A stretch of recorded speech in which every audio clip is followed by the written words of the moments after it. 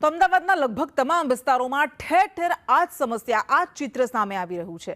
મકરબા વિસ્તારમાં પણ વરસાદી પાણી ભરાઈ ગયા અને વરસાદની પાણીની સાથે સાથે ગટરના પાણી પણ બેક માર્યા। મુખ્ય રોડ પર પાણી ભરાતા સ્થાનિકો પરેશાન થઈ ગયા છે।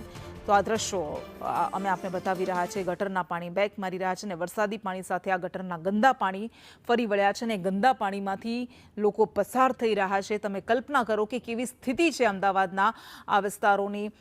દર વખતે કહેવામાં આવે કે અમે કામગીરી કરીએ છીએ અને આદેશ આપવામાં આવે, મુખ્યમંત્રી સ્તરથી આદેશ આપવામાં આવે, હાઈકોર્ટ તરફથી ફટકાર લગાવવામાં આવે કે લોકોને હેરાન પરેશાન ન થવું પડે એવું કામ કરો, અને તેમ છતાં પણ તંત્ર ગાંઠતું નથી, કેવું કામ કરે છે એ આ જોઈ શકાય છે।